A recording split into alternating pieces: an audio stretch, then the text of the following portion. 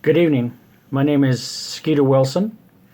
I am a author, writer of African history and African historical fiction.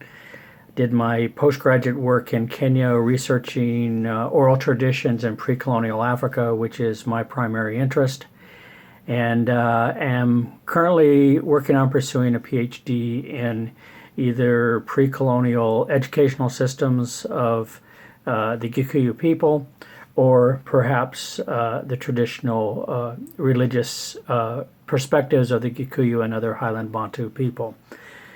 I've spent a lot of time in Kenya, going around to various cultures throughout Kenya, interviewing Wazee and trying to understand their traditional ways of thinking, traditional belief systems, and picking up some oral histories that will help me put together a picture of a pre-colonial Africa, and that's kind of my interest point.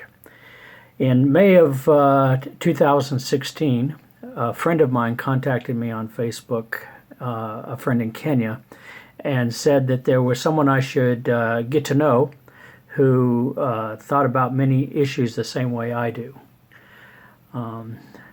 So he actually put me in contact with John Mbira. I found out very quickly that John Mbira is a lion whose roar is very loud and his bite with the pen is very fierce. He's a man who both scares me to death and a man who I delight. I am in my heart, so much of what he says I so agree with.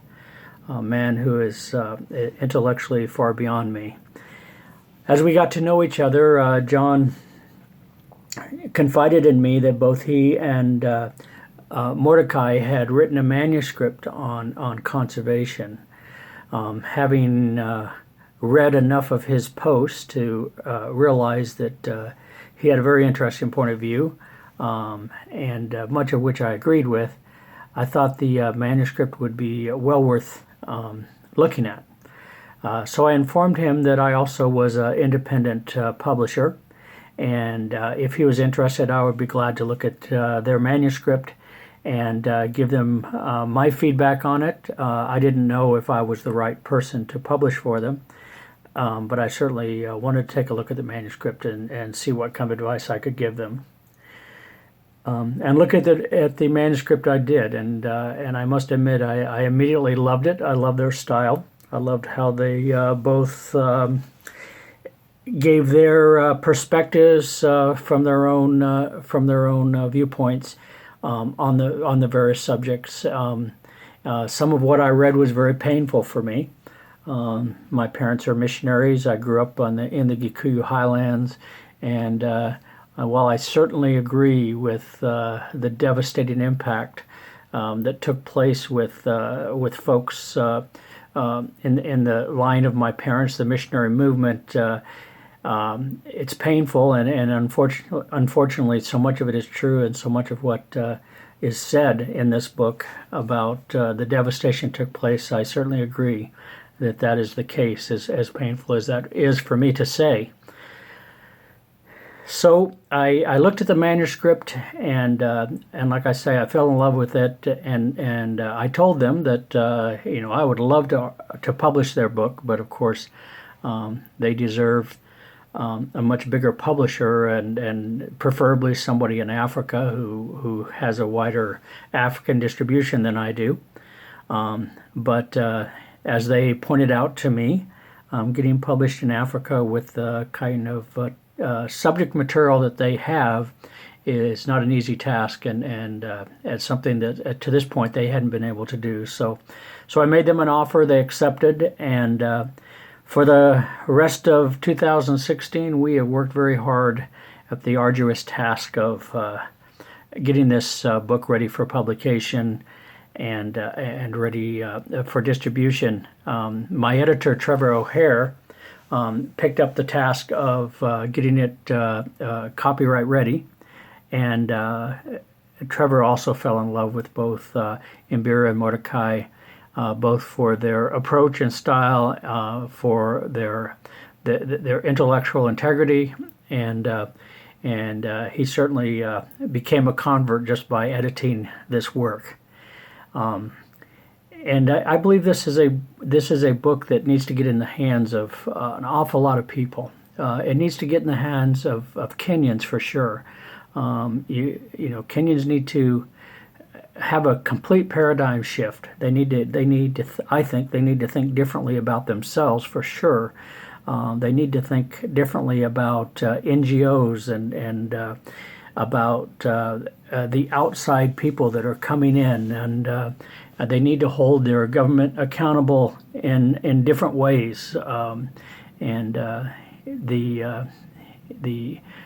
To me, a government that does not fear its people is a dangerous government, and I think that the governments need to be held accountable to their people. And I think the message in here it will go a long way towards hopefully stirring people up to do that. This is a book which I think Mzungu all around the world need to read. So some of the conspiracies against Kenya and Africa are very intentional. Unfortunately, there's a lot of Mzungu which are more like useful idiots. They have the best of intentions, and their desires are to do the right thing, but they seem unaware of the consequences of what they're doing, the hidden racism in what they're doing, the kind of bigotry that they have about Africa in general, and of course the fact that they see Africa as a general subject rather than a specific place full of people and cultures and languages and ways of thinking which are different from each other is part of the problem. This is a book which,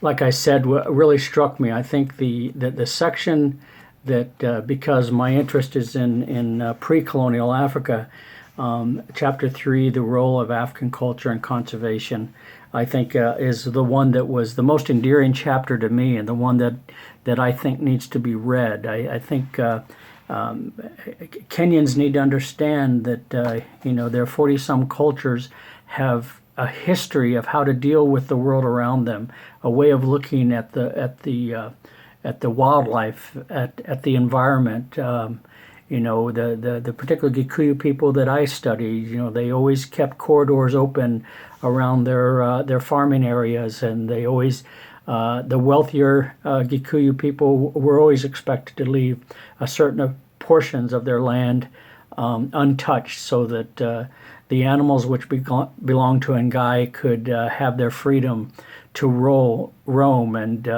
they had injunctions against killing wildlife, except for protection and some economic. But basically, they were to be left alone because the wildlife belonged to Ngai, not to people. And all the cultures in Kenya have similar ideas of how the animals and the environment and should be treated. In fact, even domestic animals, how they should be treated in a way which both they could benefit from, as well as they could use in the environment in an effective and non-destructive way. So I think the traditional Africa that was destroyed by colonialism and destroyed by so many of the missionaries that I was a part of growing up, some of that really needs to be recaptured. I think one of the first things that colonial powers do is attempt to destroy the history of a people. Once you take away their history, then they're dependent on you for their history. And I think the best way to get rid of colonialism is not to get rid of white people necessarily, though that wouldn't hurt. But it is to recapture your history and make your history, not the history that's been given to you by a Mzungu. I commend this book to everyone. I think everyone, young and old, Mzungu, Kenyan, people around Africa need to pick up this book. They need to pass it out to their friends. They need to shove it in the faces of their enemies and say, read this. I think you will actually change a lot of minds. A lot of people with good intentions need to hear what's being said here. I commend to you my two good friends now, Mbira and Mordecai, And I ask you not only to purchase their books, but to be people who will proclaim their information and spread the word so that this becomes a bestseller. And as a final note, if you have any access to Amazon, you would do these two friends of mine an immense favor by leaving a review on Amazon. The more reviews, the more people read books. And that's especially true on the Amazon, even though I realize for those of you in Kenya, purchasing on Amazon is an expensive proposition, but leaving a review on Amazon is free. So I really commend to you not only to read this book and pass it on, but to leave a very good review, or even a bad review. Bad reviews are good too, on Amazon, and that will really help get the word out about this book. Thank you so much, and please enjoy my friends. Bye-bye.